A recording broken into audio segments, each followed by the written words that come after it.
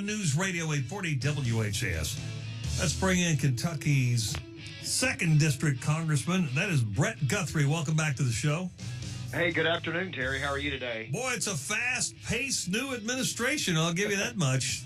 Oh, we went from very, very slow pace, but actually, even though the president was slow paced, the first 2 years of the Biden administration was pretty left-wing in terms of legislative movement for it. But I'll tell you that the activity in the White House is far different than it certainly was a month ago. I mean, even yesterday, Donald Trump is at the Super Bowl, and all of a sudden we get notice that that's the end of making pennies. I was like, what? You can't just take an hour off and eat a pretzel? There's an executive order for everything. You know, it's interesting. I didn't think exactly the way you said it, but I thought the same thing.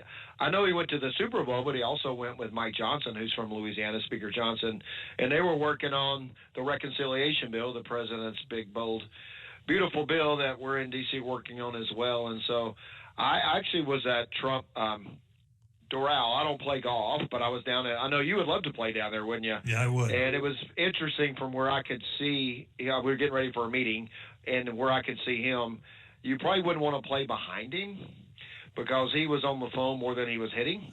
And, that would be annoying. That was the day he was working Columbia to try to get remember, Colombia wouldn't take the people from Colombia that committed crimes in America here illegally sent back, and that was what he was doing on the phone that afternoon. But so there were a lot of standing around, people playing behind him, waiting for him to talk on the phone. But so my point is, he may be, and I've never begrudged a president for. You never heard me say about Obama leaving on the weekends, or even Biden or President Trump goes to Mar-a-Lago every weekend, and Miami's where the Doral is. And they just get so closed up in the White House. I think it's good for them to get away, but he doesn't get away. He works, even though he actually plays golf. I can attest to it, an eyewitness, that he was, I don't know who he was talking to on the phone when I was watching, but I know he solved the Colombia problem while I was there, so I figured that's what was happening. Indeed. And, of course, there's a lot of pushback now. Some people are saying it's a constitutional crisis. Talking about the revocation of birthright citizenship, freezing federal spending, shutting down this or that agency, removing leaders of agencies. You know, there are a lot of... Let me go what's moving forward with that. So okay. You hear the headlines. And somebody stopped me the other day, shutting down NIH, National Institutes of Health, and firing everybody. That's the headline. That's not true. That's the headline. What do you think of that? And I just finally said, I cannot comment till I read what happened. What he did with the National Institutes of Health, a big part, so he's sending these teams of people, as he said he was going to do, articles that talk about the constitutional crisis. Article 2 of the Constitution says all executive power is vested in the President of the United States. So Congress appropriates money to go to NIH for specific reasons, research on cancer, research on other things. But what he's doing is making sure that people there are spending the money in the proper way. And it's not even a cut, what's a hold, every time we send a grant goes out, then there's a percentage of it that goes to the recipient of the grant for overhead. So a professor at a university at Harvard may get a $2 million grant to study Alzheimer's, and then, some percentage of that $2 million would just go to fund the administration of Harvard. And we want to look, are we getting our money's worth in those kind of situations? And so that's, if you just want to look at that example. But what Elon Musk did, and you hear about all the data at the Treasury Department. Right. So what he did, he had, after the election, put some young people together. I wish I knew how to do this, but I don't, who wrote algorithms. And then they went into the Treasury Department and said, we have to have the data, because what we are doing is running algorithms to see where all your checks are going. And are there improper payments? Is there some method we can go to see where money's being spent? And that's what they're doing. It's an executive function. I mean, if they just literally shut down NIH and said, we're not going to do any more research, that's a different story. Congress has appropriated that money. But the president has the authority. I was with someone today from the Social Security Administration from Kentucky who came here and they were concerned about DOGE. And I said, do you mean to tell me y'all can't move people around? And he goes, well, yeah, the management can say if there's 8 people in this office or 10 people in that office.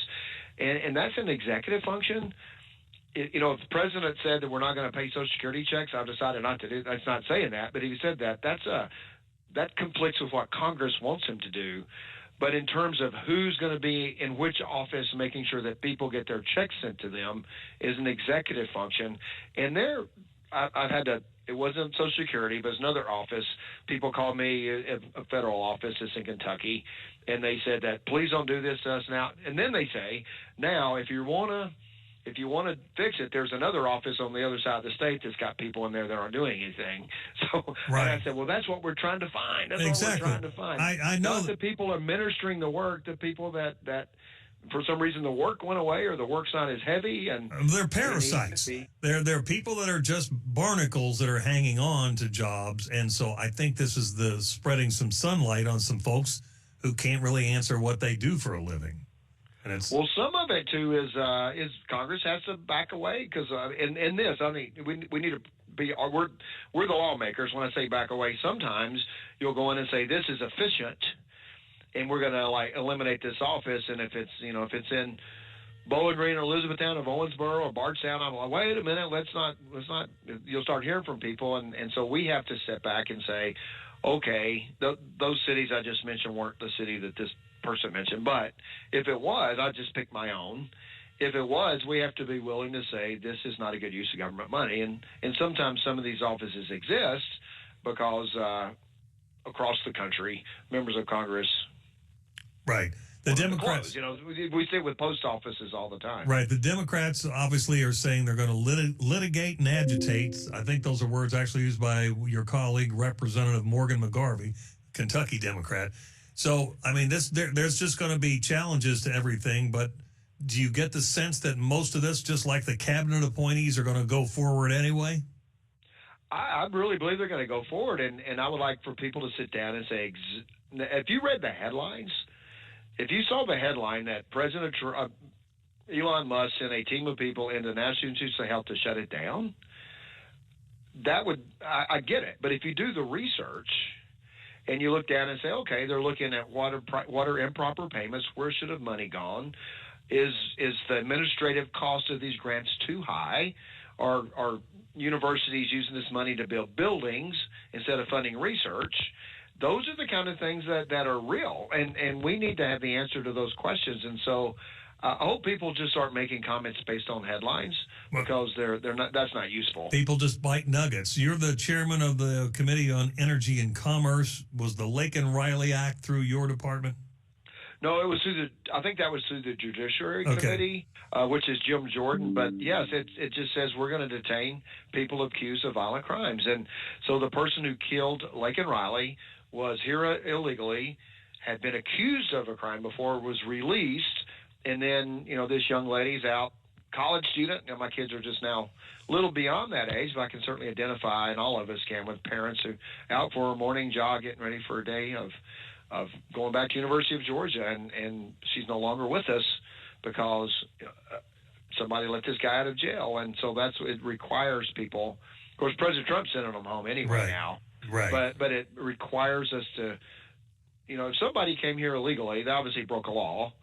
But if they came here illegally and broke another law, particularly a violent crime, I don't understand the criticism of President Trump. It's hard to understand. I don't understand that. All right, the whole fentanyl act, that is through your committee. They did come through my committee, and so what that, and it was, we got Democrat opposition to it.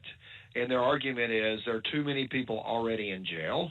Oh, boy. And we can have that discussion about justice reform and maybe so. But if you're pushing fentanyl, which is killing our young people, you belong in jail. And just because you may say there may be too many people in jail for minor drug charges doesn't mean you don't need to have major drug charges. And I just don't understand that argument.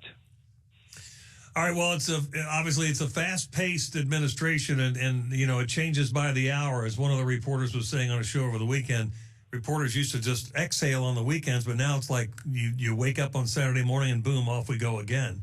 So, well, think of the situation. You've got a guy who has experience because he's done it for 4 years. Yeah. Had a break, so then he can say, all right, if I was still there, I wouldn't have done it this way. And so now he comes back. He knew to put the people that he wanted in place instead of, because he came in kind of, well, he was absolutely a Republican outsider when he showed up in 2017, and there were people, here's who you should have on your staff, here's who you should be, and he would tell you, he says, when I staffed up my government and got to know people in Congress, I just didn't know the personalities. He was a New York real estate guy. And I just didn't know the people and the players that I needed to put into place. And now he does. So he's got experience. He's got the people that he wants, and he knows what didn't work, and he's trying to make it work. And in our system, he's got one term to do it because he's already served one full term. He's not wasting any time. And that's what the people voted. When we're in these committee hearings and the people just keep bringing up Elon Musk, and, they say, they want to kind of wag their finger at us, and I'm sitting there going, well, I'm not saying everybody in the 2nd District, but most people that live in my district want this review of what's going on in the executive branch and the agencies. And so... Okay, last thing for you, Congressman, before we run out of time. That's for sure. When can people expect to see the prices come backward? Will they come backward? Because I know it's only been 3 weeks of a new administration, but... people want to know. They say, well, it was the cost of groceries and car insurance and home insurance and car repair and all the things were so bloated. When do you suspect? Prices start dropping? Yes. Well, the two things, and I wish I could give you an exact date, but I can tell you two things that we're doing. One is we're not going to spend as much money that was spent over the last 4 years. The $1 trillion CHIPS bill, spending bill, the infrastructure bill that just put so much money out into the economy. So that's got to work its way through because it's out there now. We're trying to claw some of it back, but a lot of it's already been spent. So that one. And the second thing is we have to unleash our energy potential, and that's the bill that I'm working on. Whether we do one big bill or two big bills, the very first thing we're going to do is unleash our energy potential. Remember, everything arrives at a store on a truck. Yeah. Whether it's across country, the last it may come on a train, but the last mile goes on a truck. And then energy is in everything we make. Petroleum's in a lot of, water bottles have petroleum in them. Jackets, shoes, everything. We have to bring the price of energy down. And so we are working hard. We understand. The president said that was one of his mandates. It's getting the border under control, getting prices under control. And that's a big part of his activity. And we've got to let the money run through the system that's there, not spend it like they did before, and get energy production back up to where it needs to be. Congressman Brett Guthrie, thanks for the time. Thank you. Appreciate it. Back in a minute on News Radio 840 WHAS.